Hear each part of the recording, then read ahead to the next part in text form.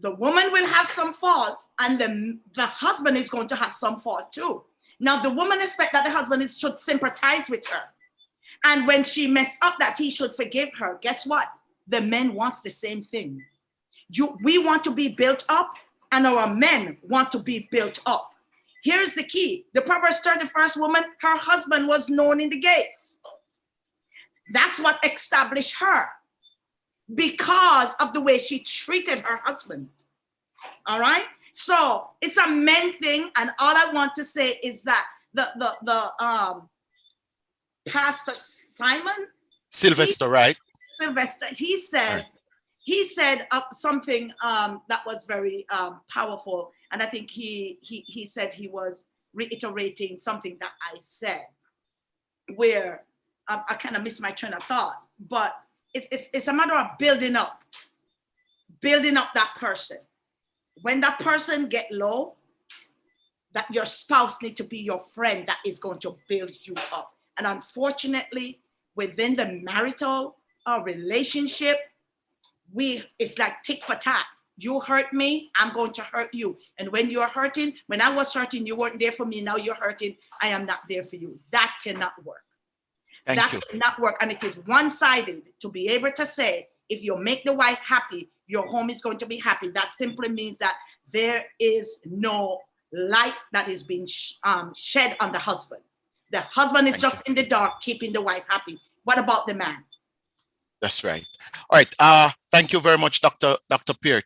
Before I take the perspectives of the other two panelists, all right, because this is such a high demand meeting, I am going to be streaming live to the YouTube channel. So if you know anyone who wants to join, but because we're at the maximum capacity, they can go to the YouTube page of Lower St. James LST. Deacon, have to remind me of that. And I'm also posting the link in the chat, so you can share that with persons who you know may want value. They can participate just the same.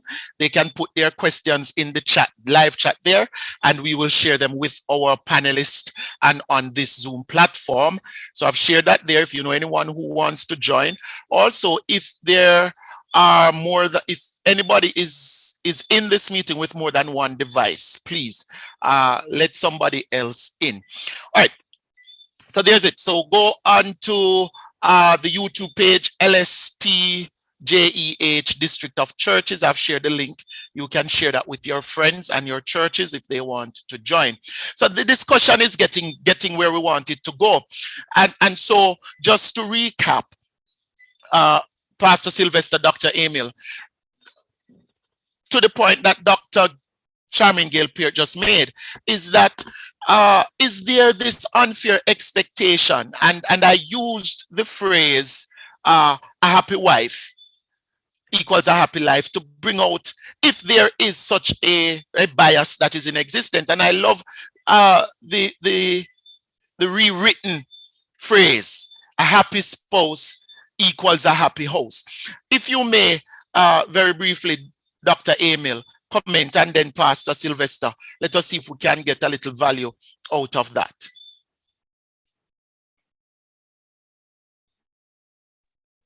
I think there's a natural societal bias, and it is also cultural, because it has evolved from time eternal.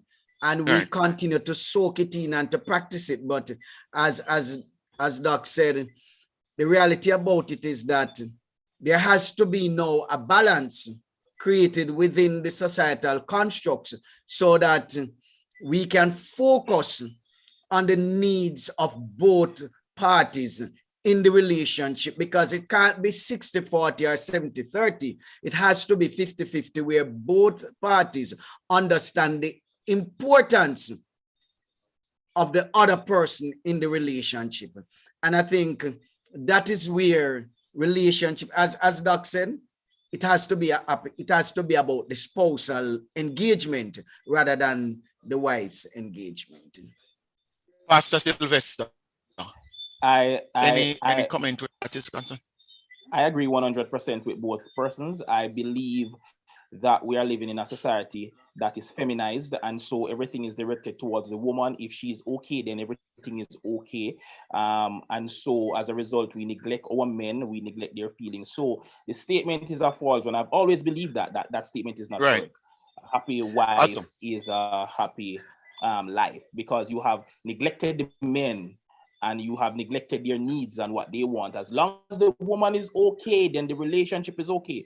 No, and that is why a number of relationships are breaking down, because we are focusing a lot of the time we are focusing too much on the woman only. Let me also add say something here. Pastor Emil says 50-50. I like to say it's 100-100, right? Each person giving 100 to each other and taking care of each other, not neglecting the needs of each other.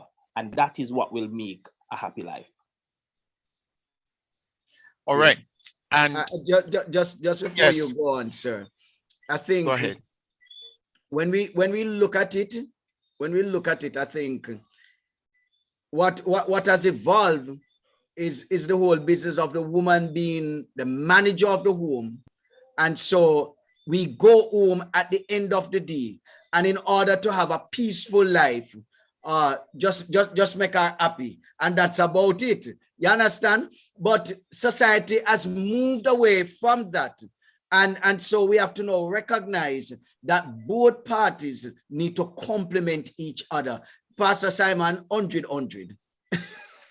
Okay, so we need to ensure that both hands are on deck equally, and the woman recognizing and understanding and investing herself in understanding that what is needed for the man to function effectively within the home in terms of taking his part of the relationship. And so too, the man need to focus on the woman's needs so that there can be a balance that brings about happiness and fulfillment.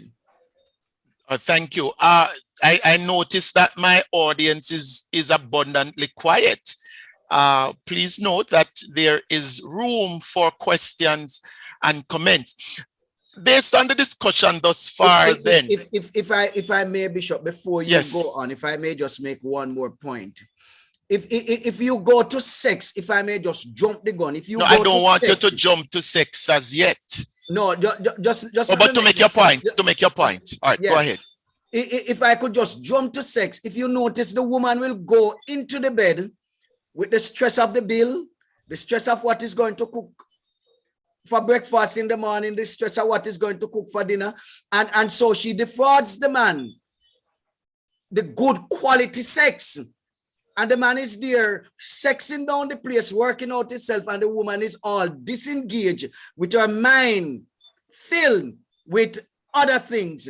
And there's no sexual engagement that brings about the sort of fulfillment and satisfaction that is to be had.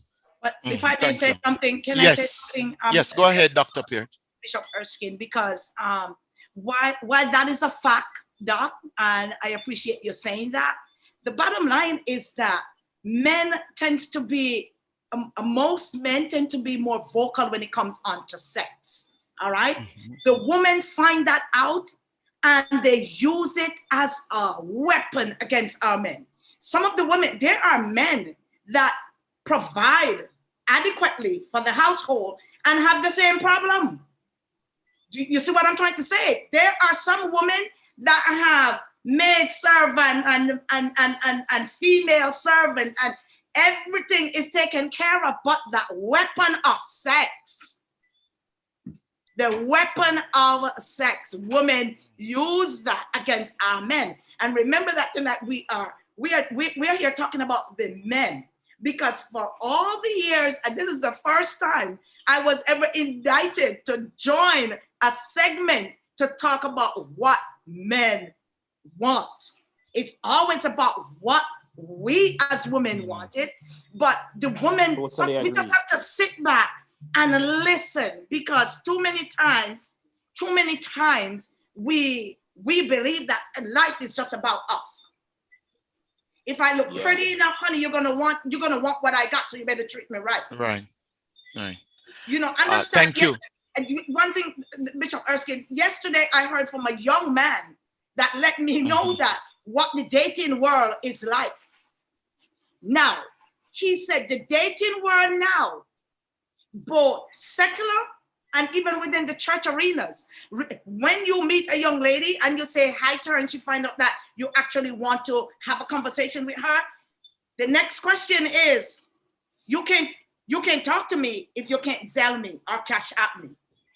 What can you do for me? What can you do for me? This is how it has been masterized as to what can you do for me? You know? And yes, it boils down to just the sex. Yes. You know, the discussion is getting it's getting to a place now. Now, so based on what the panelists are saying, then we see that there is a culture that neglects the need of men in many ways, shape, and form. And are we saying then that we've been so cultured to believe that the need to provide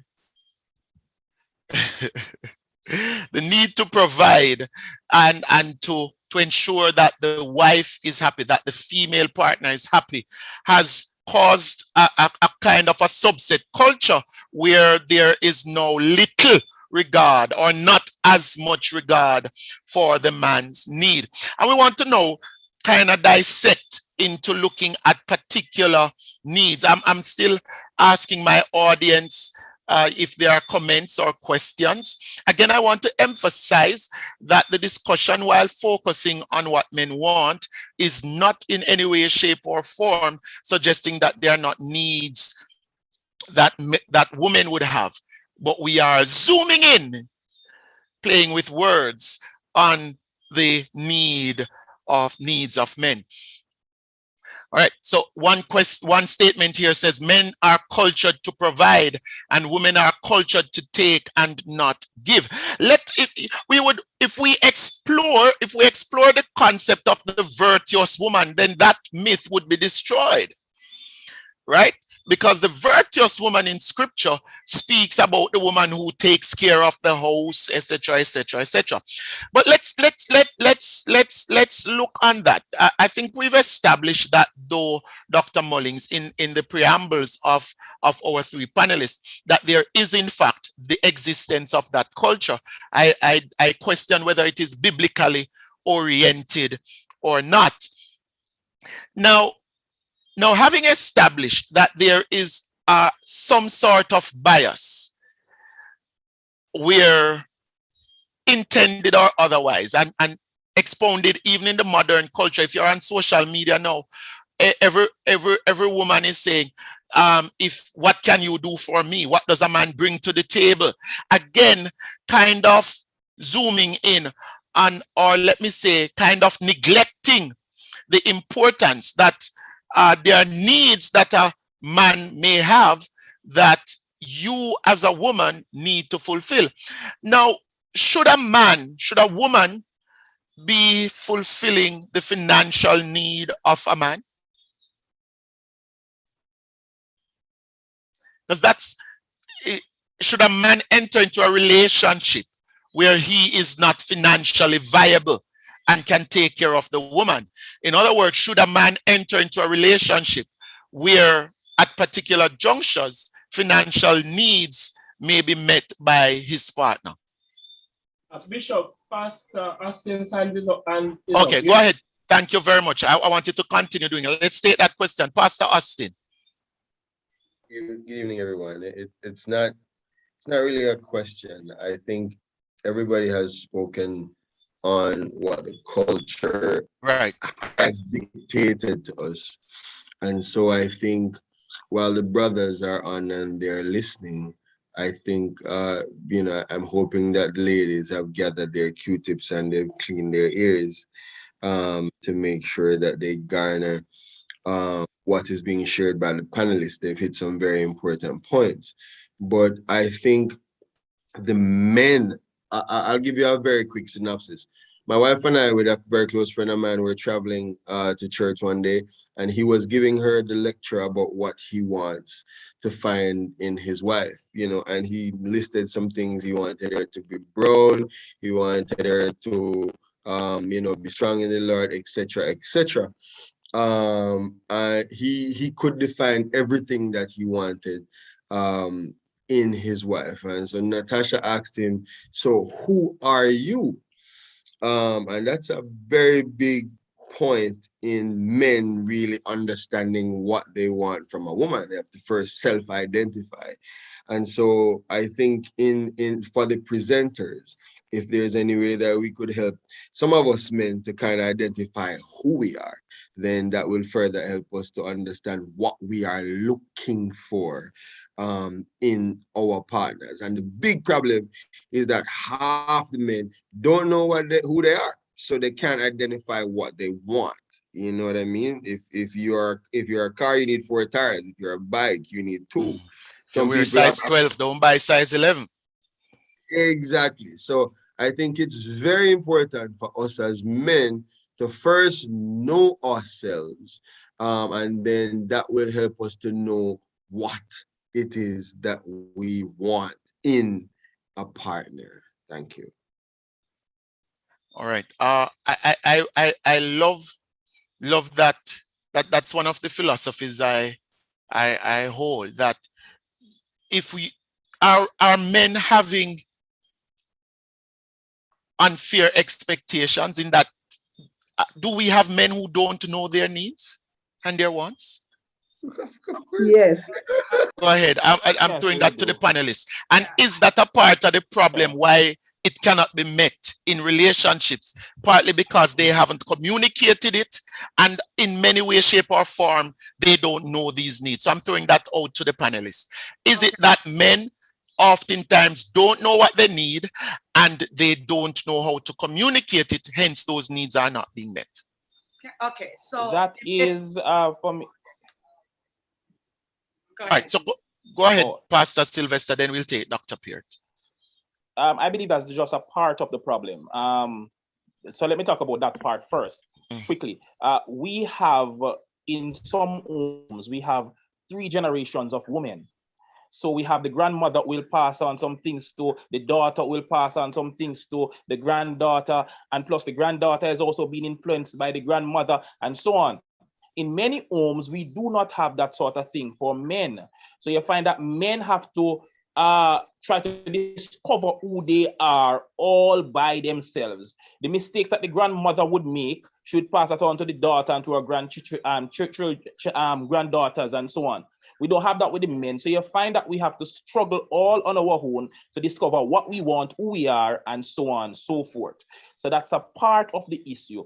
Another side of the issue is that, again, going back to culture, I've been in counseling, for example, some example with women who it's all about them and what they want, and they will say, but well, one lady said she thought that men are big and strong and she could just say anything at all she want to him, and he should just take it and just hush up, and so because men are big and strong. So we are cultured in a way that men do not have any feelings, we do not have any heart, and so on. So I can just talk to him and deal with him anyway. So on one hand, the culture, and when I talk about the culture, it also has to do with how our homes are structured. Our men are not there in some of the homes to pass on certain values. If I may, Pastor Sylvester, outside of the culture argument, which is where I want to get.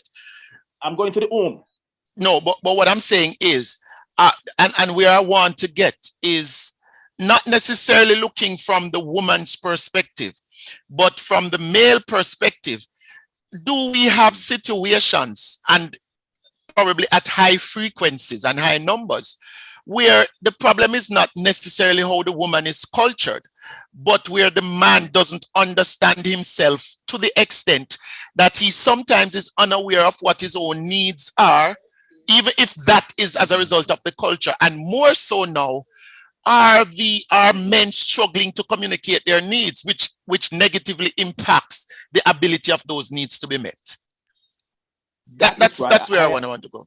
Yes, I agree with that. We have, as I said before, we don't have the father figure to pass on what a man should be like and his needs and so on. Pass that on to the next generation. And so you find that we have to discover that all by ourselves. Plus, men sometimes do not talk about what they want. So one of the first things for some men is that when things are not going their way, they get angry, and when they can't deal with it anymore, then they tend to run away. All right, thank you, Dr. Peart. Yeah. The doctor here says a lot of what I wanted to really bring up, but let me move quickly on to one of the big problem is that a lot of the husbands that we have now got married at such a young age. So within the marriage, they begin to develop. They are just now finding themselves. I guarantee you right now that maybe 99.9% of the husbands are just now finding themselves and realizing that, no, this is not a good fit. And then the church says, buddy, you are stuck. You've got to stay there. I don't care what you're going through. You took her to the altar, and that is final. How many pastors are even are capable of giving the right counsel? So, and here's it now. When the men become so scarred from these women, like the doctor said, that brought over the baggage from what grandma did, what mama did, and you know, guess what? Who can now talk to her? Because this is what I saw my mother did. This is how grandma did it. So I know that I'm doing it the right way. Do you understand me? And now the men are afraid to become vulnerable with what they now need, what their wants are. They can no longer communicate that to the wife because the wife is not a friend. All right. So every wife, every man needs to find a friend in his wife.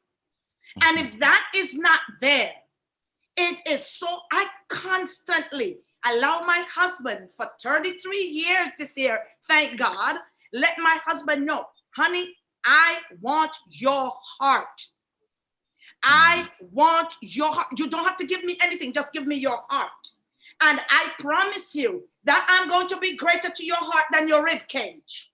Yes. I am going to protect your heart. And so this is what I'm trying to say. Listen, I know for a fact that my husband is not a perfect man, but you cannot get my husband to tell you that I am not a perfect woman. You know why? I give as much as I expect. Yes. So the point I'm trying to make is this.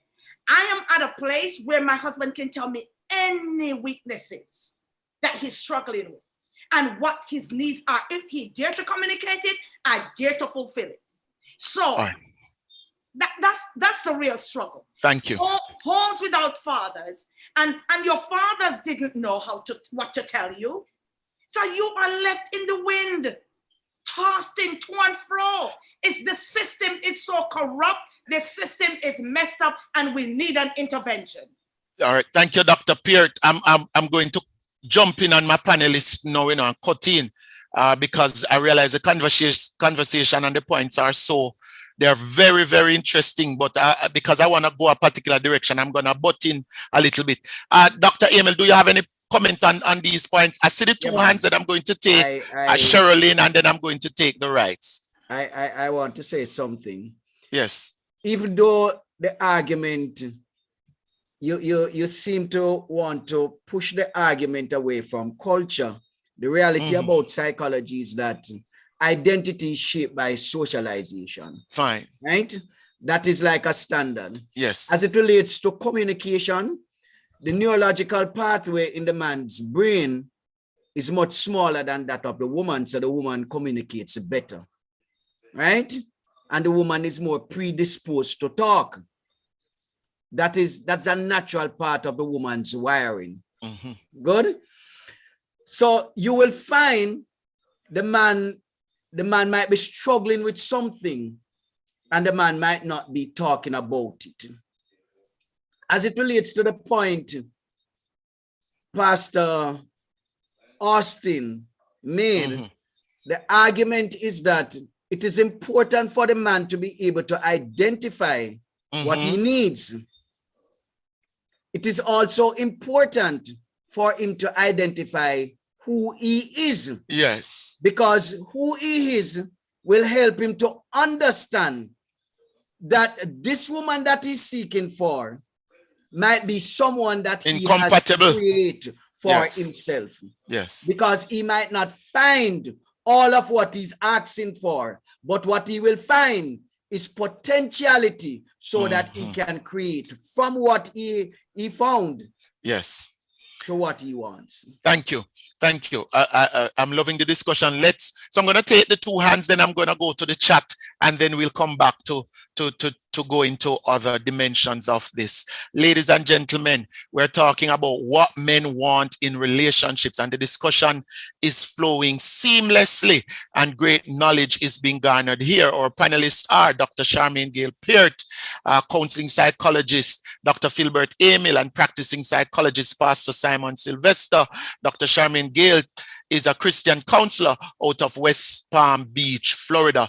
Sherilyn, your hand has been up a little bit. You may go ahead with your comment or question. Comments. First point that I want to hear Brother Sylvester said something about where we are grandparents, where sometimes the generations that are in a home, yes, and the teaching that you get, to me, that is like you're allowing the family to decide for you. So once you see them doing something, you decide, oh, that is the best thing to do. You don't find out for yourself what if it's wrong or if it's right. And not every home teaches a woman or whomever to do certain things. Right. Because I come from a home where my father said that there is no job for male or female. So my brothers had to learn to wash, cook, clean, and iron. So, and he always said that when you go on your own, if you get a wife, you don't have to wait on we your shall wife. come to that one about whether there's a do job for a certain man or a things. woman. To do certain things, okay? The next point is that most husbands don't like to discuss when they are going through certain situations or certain emotions with their wives. They prefer to find a buddy out there to talk it over with. So they don't take their wife as a friend. They take their wife as just being here to have babies and take care of the home and all of that. So they don't discuss certain things with their wife. So their wife I cannot read your mind. I cannot tell you what you're going through. If you don't come in and say to me, honey, you know that whatever. And sometimes, no matter how you push them, they will still refrain from saying anything to you. All right. Hold on. Let me guide. Hold on a little bit. All right. Hold on. All right. I'm going to guide. We can't have elongated comments. So you're gonna have to have one or two short comments. So I'm gonna give you another 30 seconds to wrap it up. Question. What about when the man is unable to satisfy you mentally, physically, and sexually? What do you do? All right. Thank you very much. The question really is the needs of the men, so we might not be able to explore the totality of what the needs are. But we'll get to that. I don't want to bring that to the panelists just yet. But you raised a point, and just for clarity, I could give it back to Simon, but I'm pretty sure his answer will be. Yeah. He is not saying that that you are deliberately taught some things, but what you have to understand about the process of socialization, even if mommy and daddy don't tell you do this and do that, your experience and growing up with them, you are being cultured even without being deliberately cultured. And so his point is that, for example, a lot of a woman or men, anybody, will normally how you see your parents acting and living in terms of a relationship, whether you know it or not, it's going to impact how you come and behave in a relationship. That was the point that was being made, not necessarily that you're deliberately taught. The rights, let me take you have 1 minute, and then we're going to go to the comments in the chat. Let's ensure that everybody's participating. You may unmute the rights and share your comment or ask your question. Good night. Mic check, you hear me? Yes, we are hearing you clearly. Yeah, greetings to the panel and to Dr. Peart. I heard you mention something about being friends, and that is very important because we won't normally get a man to come out and to say certain things to his partner unless there is the atmosphere that he can feel comfortable to share certain things with his wife. So sometimes some men take things slowly. It takes a while for them to build that kind of relationship with their wife where they can open up and speak about everything, because men are not like women. Women will just talk it out as it is. So it is important that there is that atmosphere of friendship and confidence where you can confident the lady to really share some deep stuff, so we can sit down and work it out together. Thank you. Thank you very much. Let's go to the chat a little bit and see what the comments are. Let's see. All right, so one comment says men are cultured to provide and women, we explored that. Men only interested in the bed works and not concerned about the woman's well-being. Men are only interested in sex and not the woman's well-being. That's a very serious statement to make. Anyone of my panelists want to address that? I just want to say that's not a man. And the theme is what men want. Right. So yes. So you have to differentiate. You have to differentiate. Here's another question. Some men are that. Some men have the shape of. Like how the Bible said the devil is like a roaring lion. Yes. He is like. You have to underline that word, like. He is not the lion. All right. He's only like a lion. So there are some men that are only like a man, but not really a man. Because a man, a real man, that would not be his attribute. Yes. You see what I'm trying to say? So, and I want to say that we are shaped by our environment. All right? You can't escape it. Yes. Thank you. All right, let's continue in the chat. Men want much more than sex. We want respect, very close friendship, financial backup when necessary. Man want to feel in charge and not battling with the wife for leadership. Hallelujah. Also want to feel that he holds first place in the woman's life. I think those are some serious points that we've been raising throughout the discussion being emphasized there. Now, that is several factors. There have been instances where men pay tuitions for females, all right? The end result of that over time, the woman has greater financial stability. So I guess this is in response to meeting financial needs. The man paying the tuition was incremental. The woman gets a high paying job is now a quantum leap. That's another point to make. Most men tend not to speak about their needs. Communication is lacking when women seem to get more, because truly women are more likely to talk up more. Closed mouths can't get fed. Closed mouths cannot get fed. Wow. All right. But I think Dr. Emil also spoke to the communication styles of women, especially where it comes to matters of emotion. All right, let's see. While men talk a lot about sex, etc., there are other attributes we need to give them credit for. Right. Now, on the point of communication, and Dr. Peart raised the point, and I want to go there now. When you spoke about vulnerability and being vulnerable with your partner, moments of vulnerability are normally around difficult matters where there needs to be a high level of comfort, a high comfort level. Why would a man's need for vulnerability not be met? What would cause a man's need for vulnerability in his relationship not to be met? Dr. Emil, you want to go first? I think Dr. Peart kind of gave us the introductory part on that. What would cause, is there the need for vulnerability? Dr. Peart said that. I didn't hear your response. I don't know if you agree with that. Is there the need for vulnerability? How important is this need? And what would be some of the reasons why it's not met in a relationship? I see the hand, Joseph, so I'll take that hand after this comment. Men and women are both vulnerable as it relates to the varying needs within the relationship. However, you'll find on one side, the woman need greater companionship, and there's greater need for the man as it relates to comfort and assurance, as it relates to connectivity and belonging. So what you find is that while the woman will demonstrate a greater understanding of this, and so you'll find the woman manipulating this aspect of the man's vulnerability as against the man's ability to do that on the converse side. So here is the reality.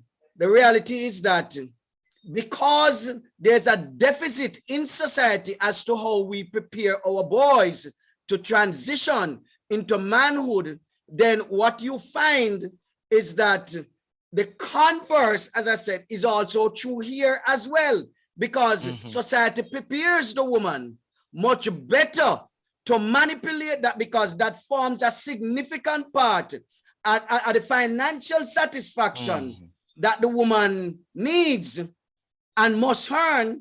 And so the woman manipulates the vulnerability of the man better in order to bring home that financial security and that companionship.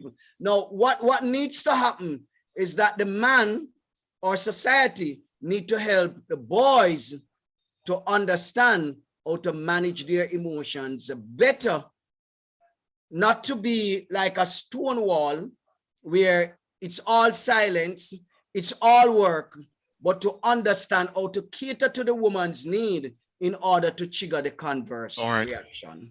All right, thank you. And Joseph, let me take your question or comment very briefly. Joseph, you may unmute.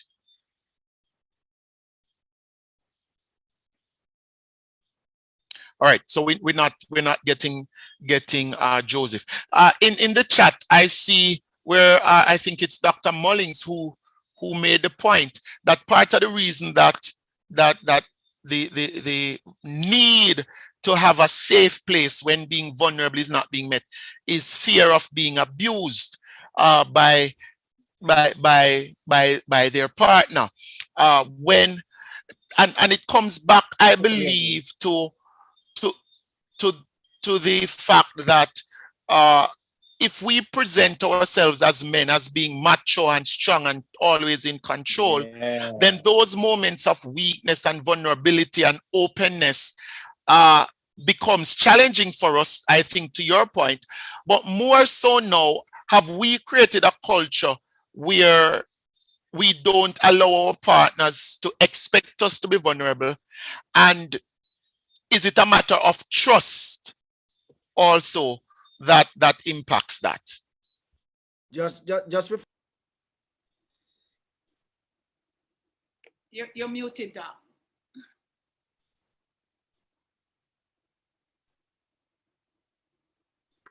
Unmute, please.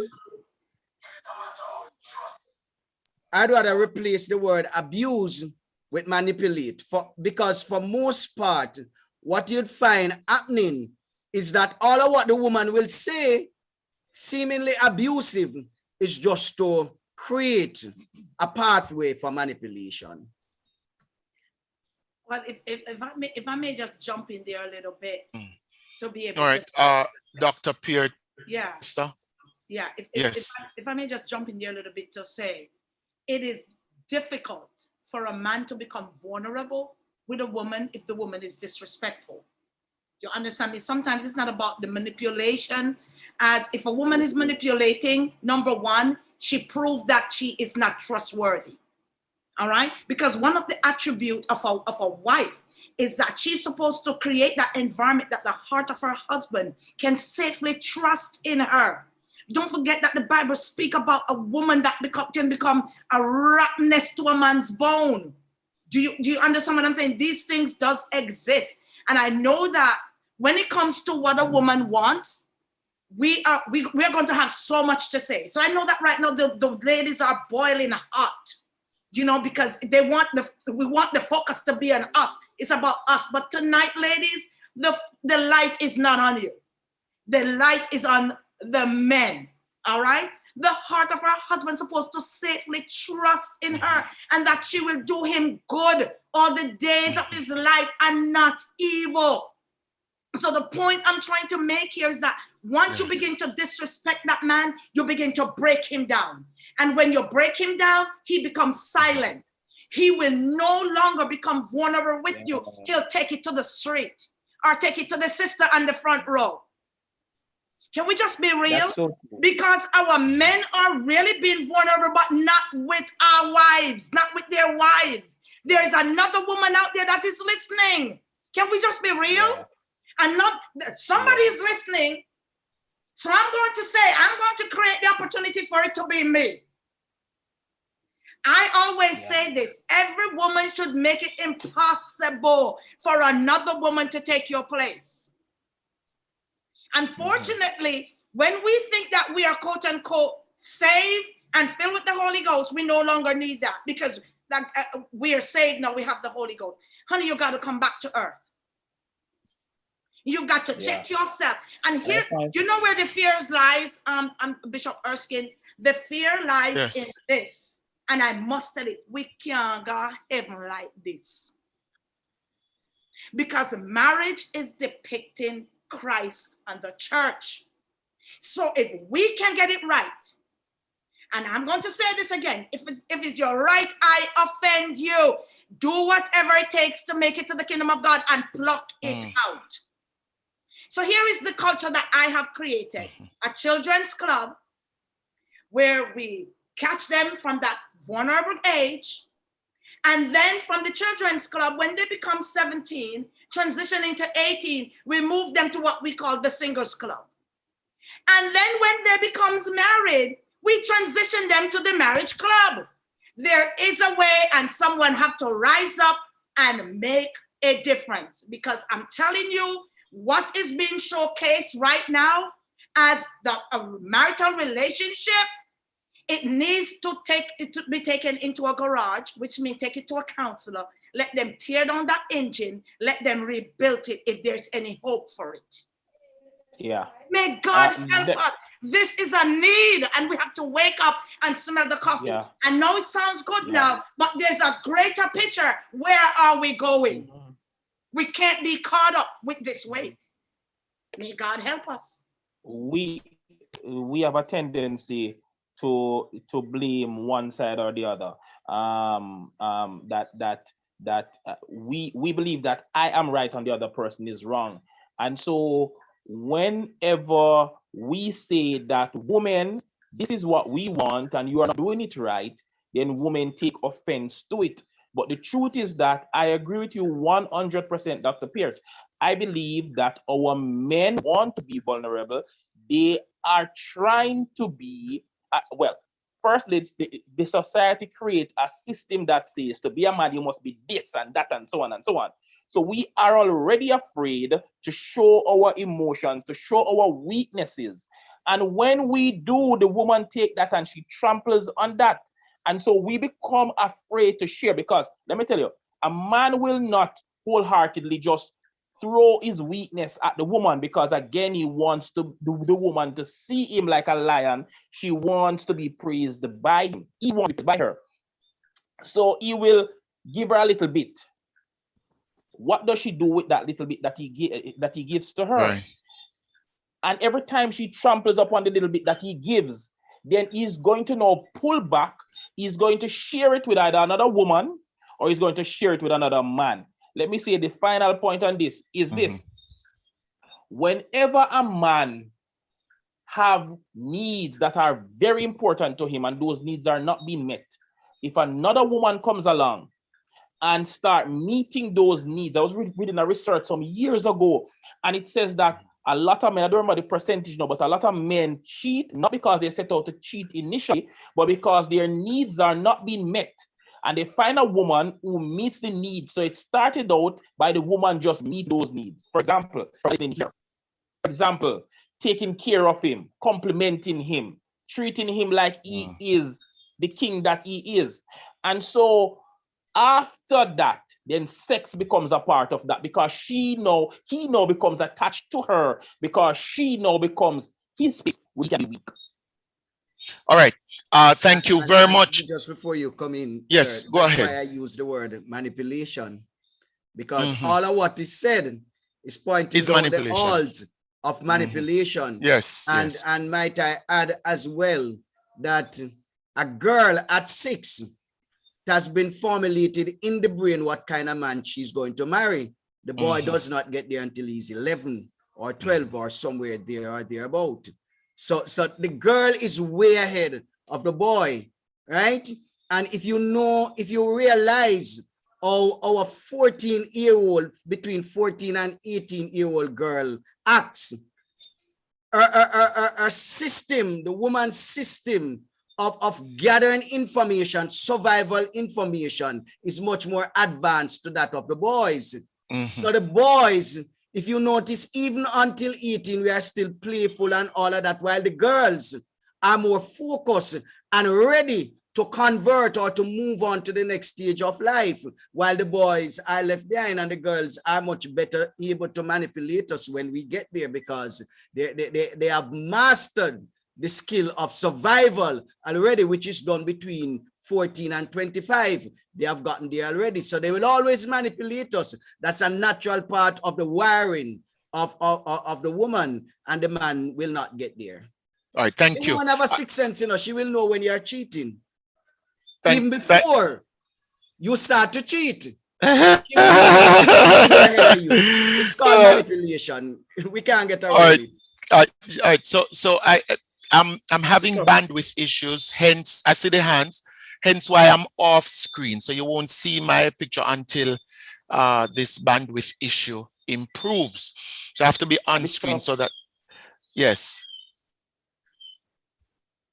Sorry, I just want to say this. And I think that this is very important to be said, that a lot of women, particularly if the man is a Christian and the woman is a Christian, women tend to believe man will not cheat, particularly if he's preaching and all of those wonderful things. Let me tell you something. If a man's need is not being met, I don't want you all to run ahead of my discussion. You know, I'm going to take control. Hold it, because we want to end on the topic that I'm sure will garner. And I'm scheduling 10 o'clock to end. I know Dr. Peart doesn't mind the late hour, but I'm pretty sure that others do. I see YVE, but I know that stands for Ione. I see that hand is up. Bishop Erskine, please. Oh, hi. How are you, sister? How are you? Go ahead with your question. I'm good. I've noticed that the women basically on this platform have been silenced to an extent, because it's all about men. But good. I'm glad you realize that. At this moment, the men are not showing themselves. They're not coming forward. And some things that are being said, and we as women would want to basically display our tantrums on this platform, but we are forced. Our hands are tied. We are not allowed to vent at this moment. So I'm asking that the men. I'm going to organize something called What Women Need. All right, I'm going to balance men come forward, because some of the things, and Pastor Sylvester, when I would agree with some of what you have just said about whatever that part that you have said, I tend to disagree also, because it doesn't matter what you give to men, sometimes they will still go out and cheat. All right, so the point of the conversation, though, is that none of the points made must be taken to the extreme to say that there's not the opposite end of the spectrum. And I think Dr. Peart made it. It's not that said the point. It's just that we're zooming in specifically tonight on what men need. Not, and as I established at the beginning, not to negate your point and the validity of your point, but it's just to bring out a particular dimension of an argument that is not often given the said amount of attention. Yes, And but so, Bishop, but right. the man they need to come out and talk what they need. No, man, Talk what but they need and know all when right, they come up. all right, Don't wait until they come up on the platform then start no, yapping but like I that. think we are getting there. We're Yeah, getting there. We're yeah. getting there. Chat All right, man. Joseph, your hand has been up for a while.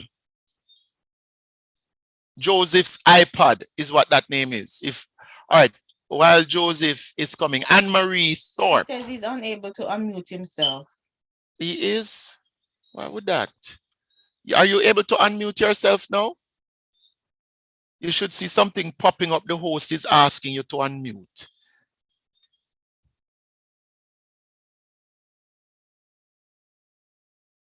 All right. While you work that out, I'm sorry. If you want, you probably can put your comment in the chat or your question. Go ahead, Anne-Marie.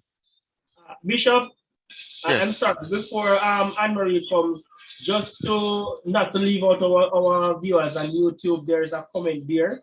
Do you want to just swing by? Yeah, I see it. Yeah, in a few. After we take Anne-Marie, then we can take that comment. And then you can share that comment. Go ahead, Anne-Marie. Good night, everyone. I really love the discussion. Very, very wonderful. We should do this every 3 months. I'm so sorry. Anyways, good night to everyone. To all your officers in your respective places, everyone, good night, right? I have 2 questions. One question is, right, so I heard you mention both Dr. Gail Pierce and Pastor Simon Sylvester said that, and also Mr. Filbert said that women are treated far along than male or men, right? When we were small, we got the counseling from our foreparents or grandmother or whatever, right? So men are not kind of late when it comes on to certain things. So is it that when you get married, you should teach them from square one all over again? All right, that's one question. What's the second one before? Just give me the questions. When it comes on to, I heard you mentioned earlier, I think it was Dr. Peart, that there is an emotional side to men, right? When it comes to the point where they cry or men cry, or do you as a wife, how do you handle that? All right, thank you for those 2 questions. All right, so I'm going to give the crying part to Dr. Peart, and I'm going to give the other part to Dr. Emil, very briefly to respond to those, because I would want to let everybody go by 10 unless they want to go until 11. So Dr. Emil, to her question about, you spoke about the girl being, and a common psychological knowledge is that the woman matures far more. But her question is, when you now get into that relationship, is it an expectation that the woman should teach the man how he ought to be in a relationship? I don't want to go ahead. I'll go ahead. No, I don't think so. I don't share that view. Yes. I think men need to prepare themselves to lead, and to lead also in the relationship. But then isn't there an element of sharing knowledge which might come across as teaching in a relationship? There's an element of sharing knowledge. Sharing knowledge is different from teaching. Teaching is dispensing knowledge and ensuring that learning takes place. To the best of my knowledge, as in the strictest teacher, sense, that is teaching, right? So here it is that the man should ensure that before you get into marriage, you equip yourself with the requisite knowledge, the requisite behavior, the requisite understanding that is needed. However, when you get in the relationship, there's going to be some amount of balancing act where you now share with the woman and the woman shares. But the question is, Dr. Emil, I'm not allowing you to get away with that one so easily. Is it aren't there cases where men go into relationships with a woman who is far more advanced in managing the nuances of a relationship? And therefore the man goes into, yes, the ideal is that the man should go into the relationship equipped. But yes, the reality is that was not what was asked. No, what I'm saying. So I'm expounding and I'm adding another dimension then. Let us take it like that. So what does the woman do when a 35-year-old woman marries a 20-year-old young man or someone who is far more experienced, and there is a significant gap in terms of relationship skills. Isn't there a teaching element, or is the word teaching bringing too many negative connotations in the context of relationship? It could be said that it might be too negative, but with the disparity that you bring to the table, there is going to be some amount of shaping and reshaping, some amount of teaching has to take place. Yes. Here and now, right? You can't escape that, because what you're going to find is that here it is that one party, whether male or female, that is ahead, would have garnered far more experience and understanding of what a relationship is about, and those information has to be shared. However, there are some critical things that need to be said here. Respect first, Pastor Simon. There must be respect, and there must be a level of understanding. Understanding, one, what is needed and how to communicate what is to be communicated in order to satisfy those basic. Thank you. I know there's much more. Say one thing on very, that? very, very briefly, Pastor Sylvester, because I want to address the second question. Women are faster out of the blocks when it comes on to maturity, but the men always catch up. By the time we reach in our late teens, early 20s, we start catching up. So it's not that in general, so it's not that in general, by the time we reach the age to get married, like 25 and so on, is that if we have a woman at our age, then she is way more advanced and mature than us. We normally catch up by the age, and experience is one thing that allows us to catch up and just run very, very fast. All right, thank you. All right, so there was another segment to the question, Dr. Pierre. Do you remember it? That she asked a second question that spoke far more. Anne-Marie, what was the second question, if you may? About emotional, about men being emotional, yes. right? What do you do, Dr. Peart, if you have a crying husband? You let it sound so dreadful, like the man. But you know, my point is this: I do believe that men are emotional beings, just like women are. Men may pretend because of that macho behavior that you're supposed to be a man, and so you shouldn't show fear and you shouldn't show tears. You shouldn't let it be seen. The bottom line is that men, when you refuse from showing that emotion, it affects you in another negative way. All right? Men want to be able to cry too. And I want to say this to a woman: when you experience a man being truly vulnerable with you and cry and let it all hang out, let me tell you something, honey, there is no feeling in the world like it. You understand what I'm trying to say? But the problem that the man has is that he will not get there if he don't trust you. Because the man believes that once he becomes so vulnerable with you, you have the power to abuse him, to use that vulnerability against him. So that is the reason. Cry, man. You can't talk to me. You cry like that. Exactly. And so it is. It's not that he don't want to do it, you know. And then when we see our men having a girlfriend, sometimes it's an innocent thing. Sometimes it's really just a true friendship. But like Dr. Simon says earlier, that's when sometimes it tends to lead to sex. Right. Because when you become vulnerable, you're in a place now where maybe your decision making is not at the best place. You understand me? And what better place for the man to become more vulnerable than with his wife? Yes. That kind of sex is powerful.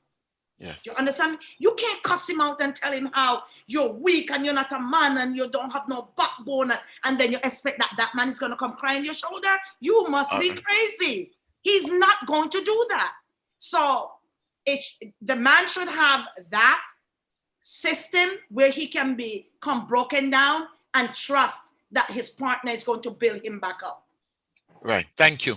Thank you, Dr. Can I Pierce. also weigh in? I want to quickly. take a few comments. I want to take a few comments on YouTube.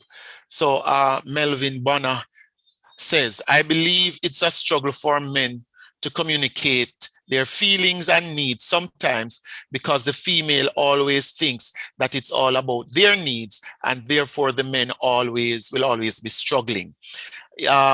Another comment, but culture has teach and shows that men should not feel vulnerable, especially to a woman.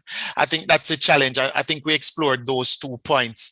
And I think Bonner made those points at the time of the discussion, but I think we've explored those points. And Pastor Sylvester, you had a point very briefly, and Joseph hand is up. I hope he can come on screen now, and Sherilyn, those will be the 2 comments we are taking next. So Pastor Sylvester.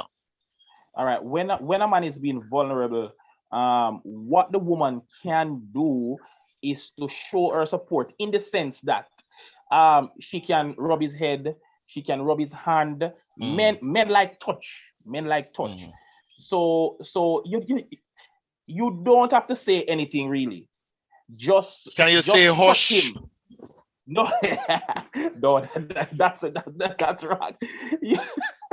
Bishop, easy, you know. She would show her support by touch, rub his hand, give him a kiss, and also you can say to him maybe sometime after, based on the intensity of the emotion at the time, you can say, you know, I really appreciate the fact that you open up to me, you let me feel sexy, wanted, whatever it is. Just share that with him, and he will come again the next time around. All right. Where's Joseph's hand? Joseph? Oh my Lord, delay is danger. Seems as if we've lost Joseph again. All right, Sherilyn, go ahead. Check the chat. Check the chat. He said his thought in the chat. All right, thanks. That's Deacon Harvey, find that chat and read it for me, because I'm not seeing it. I'm not able to manipulate it right Can you now. hear me? Yes. It says, the one that I'm seeing for Joseph iPad, it says, what are we going to do from here to help our women to do better, to be better wives in the future, especially the younger generation? That's the last that I'm seeing. All right. What I want to do, I want to leave that for the closing question. It sounds like a perfect question, more so for the closing. So remind me of that. There's another comment here. Families send boys out to play. Girls are trained in the homes. This puts men in a vulnerable position. Men are not told how they should treat women. Hence, the women retaliate. What is this? The understanding is needed on both sides. Why? May I tell you? We're getting some. I'm going to come back to that one. That's a very interesting one, panelist. But Sherilyn, go ahead. Good night. Yes, I wanted to ask this question. So what should a woman do, right? If they wash, cook, clean, service him, everything else, try to make sure that they have alone time to make that environment a comfortable environment, and the man still does not open up. You have never seen him cry. He always go out and talk to other females, and it's like you're fighting a losing battle. What should you do in that instance? All right, so the question really is, you've tried your best to facilitate an environment to make vulnerability accessible and easy, but you're still not getting that. Panelists, who wants to take that? I'll give one person from the panel that one. What do you do where the person refuses to be vulnerable with you, even though you are doing your best to create that environment? Well, so all right, so we're going to give both of you then. Go ahead, Dr. Emil, and then Dr. I'm saying Pierre. that question is more towards the women than the men. Yes. However, what we must remember, and we must be careful not to forget, is that men have a higher degree to deal with their problem effectively in silence as against women. and the other panelists probably can support me here. But women are better, men are better at that than do women. Men will find creative way to distract and to filter those emotions much better than women. All right, so, go ahead, Dr. Peart, and then I want to ask a follow-up to that. Yeah, while that is a fact, Doc, I believe then that there's a disconnect in the home. If the man is not being connected with his wife, then it simply means that it doesn't matter how much you wash, cook, and clean, and even make yourself pretty for him. If he does not feel safe, if he feels as though maybe he's grown out of love, there could be a multifaceted situation going on as to why he's not paying attention, then I would say it's time to seek a counselor, so that that counselor can then listen and help the both of you to reconnect. Because sometimes reconnection is necessary. Sometimes the connection is sometimes they're plugged out. You understand what I'm trying to say? And sometimes that person just need a little nudge. And if you don't pay attention to it, if you don't take care of it, it can come to irreconcilable differences. That's, just get to a place where it can no longer be resolved. Right. If you may, sir, I think one of the things to add to that too, Doc, is the fact that these unrealistic expectations create natural barriers within the relationship as well. Because you're always expecting the man to cry when the man might not be at the point to cry, one, or two, the environment might not be created for the man to cry. And not every man will want to cry. Yes. Right. I was just about to say that some men can be vulnerable and truthful to what they're going through without tears. Not everyone will come to tears, but a person can cry emotionally. Right. So the question I want to ask, and then I'm going to take your hand, Sister Sylvester. The question I want to ask or comment more so then is it important to create the environment as opposed to have an expectation that the man should be doing it? I think, is it more important that the man has the knowledge to know that he can be, rather than having an expectation that the man must be vulnerable with you? What are we saying? You want to go on that one, Pastor Sylvester, as you did not say anything on the other one? And can I just ask you to repeat the question? I was a little distracted. Right, so what I'm asking is, based on Sherilyn's question, in that she has created the environment for vulnerability, but it's not being accessed. So is it that, are we saying that a part of the need is far more to create that environment so that when needed, it can be utilized? Is that what we're saying? And not to have this, are women to have the expectation that the men must utilize the environment? And then again, to Dr. Peart's point, is that if it is available, if the man is in a moment of vulnerability and not using it, then isn't that indication that probably the environment that we think is there is not really there? It's not necessarily there, yeah. I am, because if the man is choosing to be vulnerable in a different environment, is it that something is lacking in this environment? Not to cast blame, because it could be it could be the man's fault or it could be the woman's fault. Yeah. But if an environment of vulnerability is created here and it's not being it's another one is being used, what does that say? It says, go ahead, that, Pastor Sylvester. Agree with Dr. Peart. I think that maybe their expectations are different. Maybe what you thought is a created environment is not. Even though you may do your best, it may not be for him the environment that he needs. It could be a multifaceted, it could be a number of different things. I believe sitting down with a counselor who will help them to explore what is happening will help them to decipher how they move forward. I think that's the best thing to do in that case. Because if you think that you're doing everything that you know how to do and the person is not accessing that, then it simply means that there's a disconnect, and you need to make that connection. And to do that, sometimes you may need a third party, a trained person, to assist you to identify where the issue is. All right, I'm gonna run the conversation along now. Okay, can I just say one thing before you Yes. run, Bishop Erskine? Prior to what Dr. I'm trying to see, I can't see his name. Okay. Oh, The- Emil?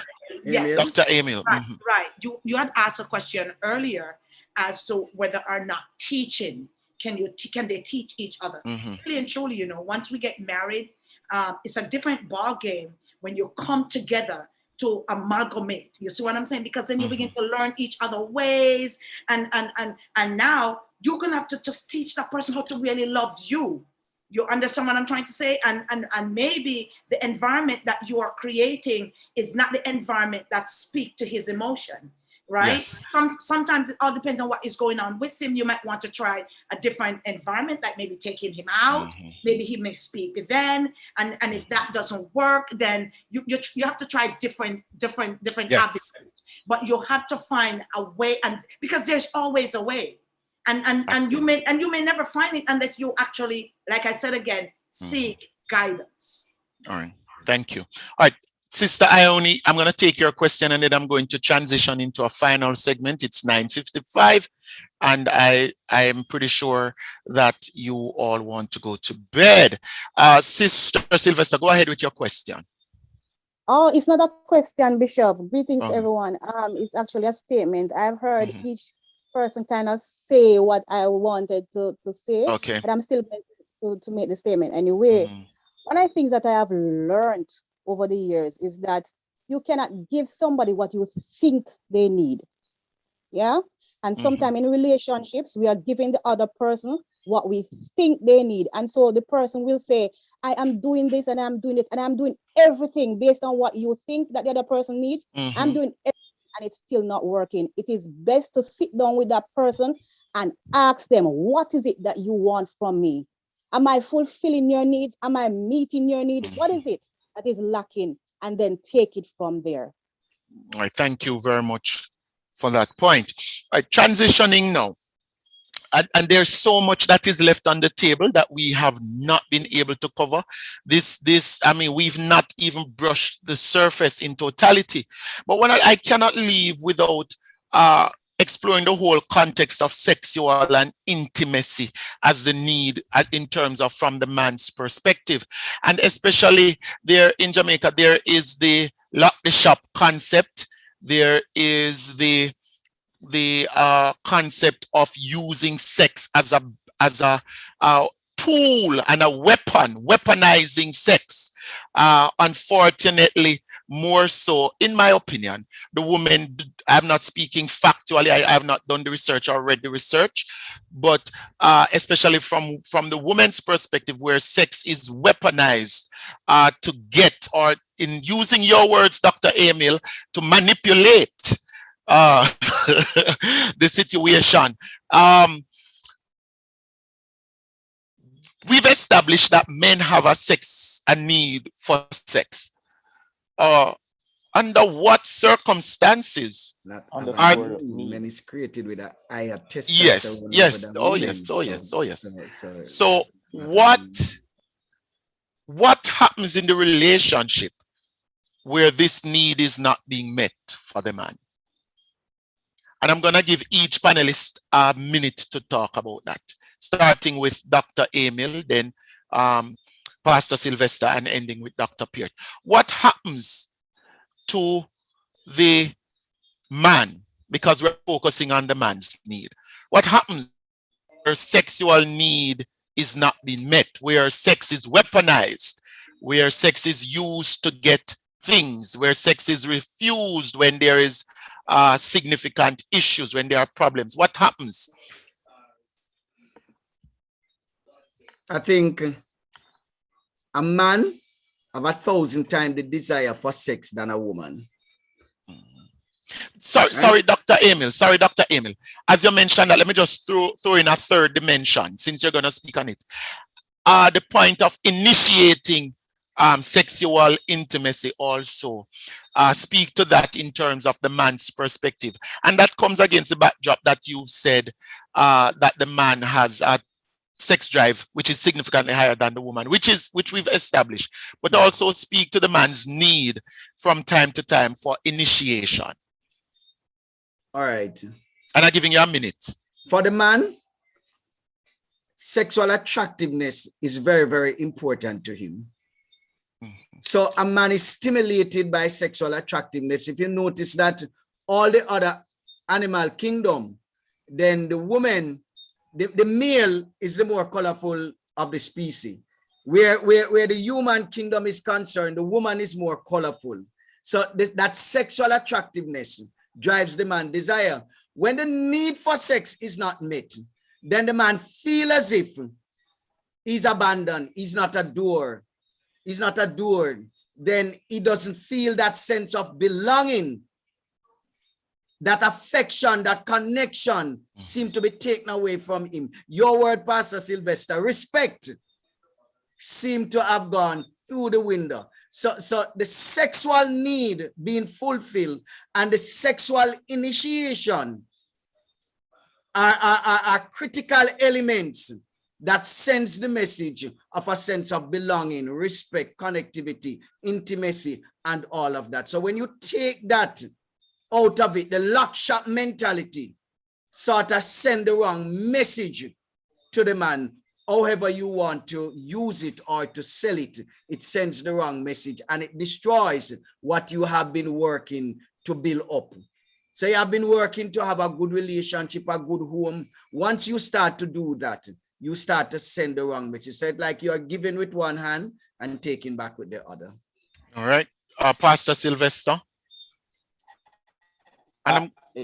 Scripture that says that both partners should not defraud each other, and if they refrain from having sex, it should be with consent.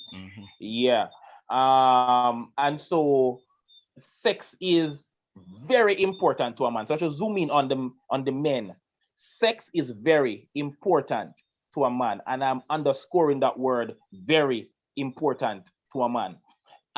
It is not a want, it is a need. It is our gasoline, it is to our cars, it is the food to our soul. It is what we need. When they ask men how important sex are to them in a relationship, most times it comes in the top three.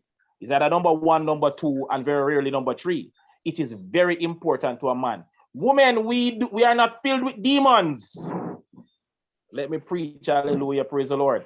Sex is very important to a man. So now, a woman should understand all of this. Because our libido is very higher than that of a woman, then both parties have to work out in their minds, how can I ensure that the man's need is satisfied? What should we do, how it should go, and all of those things. So I think we're missing my question though, you know.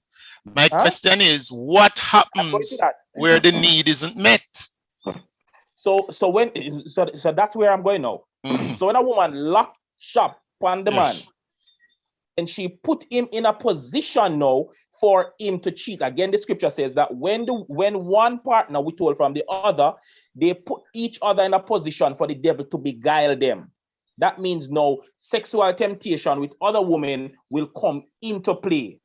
So one of the things that they can do is to discuss all of that and decide how do they move forward to ensure that the man has sex and has frequent sex. Another thing too for the woman is that, a man knows how to lock his brain off from certain problems. They say that we compartmentalize things. So if it's work, we just did it work. If it's home, we just did it home, and so on. We understand. For a woman, everything is connected. And so that affects to her sexual desire and her need for sex. And so it is about now training herself, with the help of the man as well, to know how to what I would say now, to unwind from all the other things that will distract her from sex. All right, that's a very brilliant point, but Yeah, because, all right, Dr. Peart, and then I'm going to come back to that. Go ahead, Dr. Peart. So it is proven that men, every 72 hours, a man needs to ejaculate. So I think once a woman kind of get that in their head, that sex is really a need for a man, then it maybe if there's love in your heart, you tend to treat the situation with more care. But here's where the problem comes in: the locking of the shop. If the home is not a happy home, sex is good. Your husband won't want the sex from you. If you're disrespectful, he still needs sex, but he won't want it from you. I just wish to God sometimes I could just open my heart and just say, listen, here is what it really is. Locking the shop is saying there's another one probably open down the street. And we cannot think that our men are so saved and filled with the Holy Ghost that they won't go out there to another shop, because David was a king, a man after God's own heart, and he did. Solomon could not be satisfied. So just understand what we're trying to say. If the home is not a happy home, the sex can't be good. A man may be having sex with a woman because he's hard up. Can I just be frank and real? But that's not the kind of sex we want. That's not the kind of sex he really wants. He wants the kind of sex that makes him feel happy, love in a new world, because he's doing it with someone that really loves him and someone that he cares about. So when we lock shop, we are creating an opportunity for the adversary to walk into your marriage and to take something so vulnerable from you. Thank you. Just 10 seconds. You talk about initiating sex. Yes. Women love when men also want their wives, their women, to initiate sex as well. It let us feel like we are desired. It let feel as if she loved the things, and the thing that I love well, it's volume to him. We always say that for a man, sex is physical, and for a woman, it is emotional. I want to debunk that. For a man, sex has an emotional element to it as well. It is not purely physical. It can be physical about it, but it is not purely. So when she initiates sex, she is speaking to his emotions. She is saying, boy, you know, I love the thing that you love, and yes, me, I give it to you here, there, and everywhere, in the bedroom, in the bathroom, which is also another thing too. When it comes on to sex, a lot of Christian women like to only do mama and papa on the bed with the lights turned off, all of those things. Well, there's a comment that says women need love making and not sex, but I'll come to that in a minute. If I so may, the sir. creativity, Sorry, creativity part of it too is also going to be important, and it is going to speak volume to. Let me tell you something. If 10 seconds, just say, Pastor Sylvester, 10 seconds. Oh. All right, because time is the man, because of his sex drive, will always initiate more than the woman. But what we're saying is that men also have the desire to feel wanted and needed and attractive and desired. Pastor Emil, you were coming with a point? Yeah, I was just adding to something Pastor Sylvester said earlier. Sex is 95% emotional, only 5% physical. Therefore, if sex is going to be engaging, then you have to think about what happens outside of the bedroom, the little romantic conversation, the little romantic touching, the little affirmation. I normally call it after sex service. The little conversation after sex. Did you like that? What did you like about it? All of this. These are things that make sex more engaging. The conversation after, the after sex service is very, very important. And if that is not a part of it, then you're missing the boat. We might have to have a sex education, one of these things. I'm going to probably organize that. I know Apostle Ricketts is on, so I'm putting it out there that I might have to have one of these sex education things where we talk specifically about sexual activities and how to properly please each other. I'd very much like us to discuss the whole business of EPA as well. It's a word with like about 33 letters, but we call it EPA. In due season, sir. All right. So it's now 9. I'm not gonna go beyond 10:15, unfortunately. So at this time, yes, I'm going to give you your closing remarks. Each panelist. Would that go ahead, Dr. Peart, and then I give you your closing remarks. I just want to say this because something that was said by one of the panelists that yes, men are attracted to women that carry themselves a particular way. You understand what I'm saying? Why then the church put so much pressure on women to look nice? And from earth and heaven said that's what attracts you. I cannot understand it. Like seriously, what attracts you. And for the men, the bottom line is that when you go out there, you see what you really want, but when you come home, no, honey, don't do that. I mean, really? Amen. Praise the Lord. And so as a result of that, when a woman don't feel attractive, and when a woman don't feel like her husband love every inch of her body, she can't get freaky with you. Should Christian women wear Victoria's Secret? Most definitely. In the Garden of Eden, there was no clothes. Amen. You're muted, Dr. Peart. Victoria's Secret have a lot to offer. God did not put on anything. Anything. And this is what the problem is. Every man wants a woman that is going to move him to ecstasy. I have news for you. It's not going to happen in Maxis. And for those that goes out there and cheat, and let me look away. So tongue and G-string is a part of it. Dr. Emil. You're troubling us at the end. No. Can I say something? Let me say something. Yes. The bottom line is this. Men are moved by what they see. And so I don't believe that we should discuss how a woman peruse in her bedroom and what she wears. That's the secret between she and her husband. So when we talk about G-string this or whatever, I don't even want to discuss that. Whatever it is that move him to ecstasy, honey, blow his mind and let him have to go pray that God put it back together. If you want to be real, you have to be real, because this is how the women in the street take away from us. All right. Yes. Pastor Simon, either that and ear to ear, let them hear. All right, look here though. I know this discussion has been going on so well, and believe you me, we've not scratched the surface.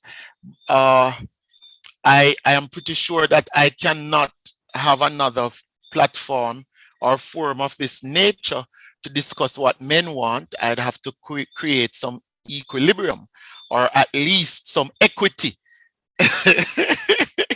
or the ladies will have by throat, because there is a need really to have the discussion about what the women need also. And I'm sure that at some point we will have that type of discussion and platform to do that. I know Apostle Ricketts is on. I don't know if you have a comment, sir, but if not, if you do, you can bring greetings, etc. If not, I understand just the same. So I want to give my panelists the opportunity to give their closing remarks, although time did not allow us to explore the totality of the argument. So many points that we want to discuss, but I think there has been great value with what we have been able to cover thus far.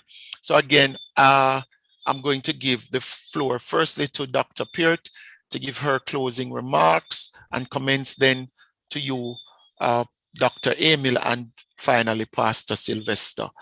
A minute each for your closing remarks. I just want to say to our men, or the husbands out there, that there is still hope. And be honest with your feelings, communicate your feelings. At the end of the day, it is incumbent upon you to communicate your needs to your wife. One person said earlier that they're not mind readers. And if you do believe that you need a different environment to communicate, then create it. If it means going to a counselor. One of the things I found out about a lot of our men, they are afraid to go to counseling. The women will go and they will talk and share, but men seems to think that if they book an appointment for counseling, it is saying that something is wrong with them mentally. All of us need mental health at some point or another. It is called mental health. We need it. There are times when we are off our game, and there are times when we just really and truly need that right guidance. So I want to say to our men, there is still hope. And I don't care how boisterous that woman may seem, find a way to let her know, because until you become vulnerable and let her know what your needs are, it is hard for you to walk away and say that you have done your best. Your best is to tell your truth. Thank you very much, Dr. Charmaine Gale-Peart. Dr. Emil. Thank you, sir. I want to say a big thank you to you and to the other panelists for allowing us to really share together so that we could benefit the other persons on the platform. As it relates to the conversation, I want to say that understand yourself, and then you will be able to understand others.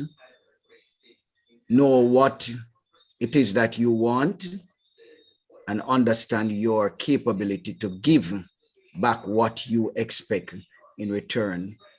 Live for both persons in the relationship and demonstrate the ability to be kind, to be gentle, to be courteous to the other party.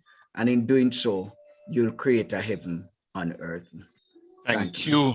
Thank you. Pastor Sylvester. All right. In closing, thanks again. I really enjoy every moment of tonight's discussion. Someone said in the chat earlier that God did not create sex in the Garden of Eden. So how would they reproduce when he told them before the fall that they should be fruitful and multiply? Right. Sex would have taken place in the Garden of Eden. Right. It's not because of sin. And God created the body with a whole lot of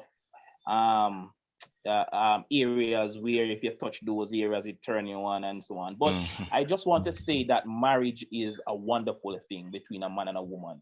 And the disconnect is because men do not understand women and women equally do not understand men. And so if we just take the time out and just talk with each other and just express what is it that we want, that would be so great. Men, I'm going to say that all of us need mentorship. And so if you can latch yourself onto another man who you see and respect and so on, and try to learn a few things. And for us as older men, see how best we can mentor some younger men and so on, so that we can pass on some values onto them and they can also get an understanding as to who they are. Women, look, and women, focus on your husband as much as you want him to focus on you. Adore him, treat him like a king, even if he's not doing everything right, because no person, whether the male or the female, does everything right. So the same way you want to be treated like a queen, treat him like a king. Respect him, adore him, say thank you. Thank you is one of those things that speaks love to a man. Say thank you for being a good husband. Thank you for coming home at night. Thank you for being a good father, for providing whatever it is. Thank the man, respect the man, and I know that God will bless our relationships so that we can have wonderful marriages. Awesome. All right, thank you. Ladies and gentlemen, I want you to use up your chat and your emojis and show your appreciation for our three panelists, Dr. Charmaine Gale-Peart, Dr. Philbert Emil, and Pastor Simon Sylvester, all three practicing counselors trained in the field of psychology. And I believe that they have given us great value and have added to what has been what I will call a flavorful discussion. My own thanks to you, Dr. Charmaine Gale Peart, Dr. Philbert Emil, and Pastor Simon Sylvester for taking up this invitation and for delivering like a boss. Really appreciate it. Really grateful for the discussion, for the knowledge, for the insight, for the technical knowledge, for the academic knowledge that has been shared, and the real life experiences that have been shared are really awesome. Want to thank also every single person who chose to make this a date and joined us tonight. To all the persons who are currently on, those some have left, those who are sharing with us on YouTube also, we thank God for you, and we hope that in some way, some form, some shape, that the discussion was beneficial, that it has impacted you, and that it will add value to your life and to your relationship. We are only sorry that we did not have more time, but we enjoyed it as much as we could have with the time that we had. We definitely need to plan something else, so you can look out for something, probably not this year. I saw one person talking about having part 2 next week.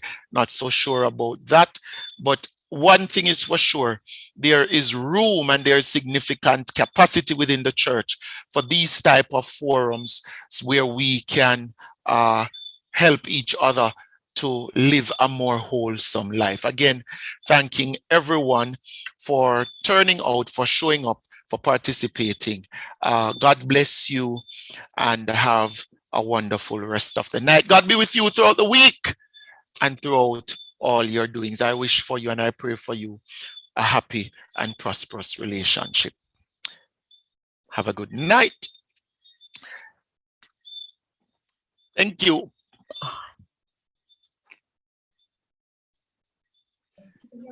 Karaoke time, boss. Oh, I'm gonna do reggae. Oh yes, let me stop the YouTube first. Thank you, Bishop Erskine. Let me stop the YouTube. Hold a minute. Let me stop. Good to meet you, Dr. YouTube. PH. Bishop Sylvester. I didn't hear you. Repeat. I'm saying good to meet you. And it was lovely to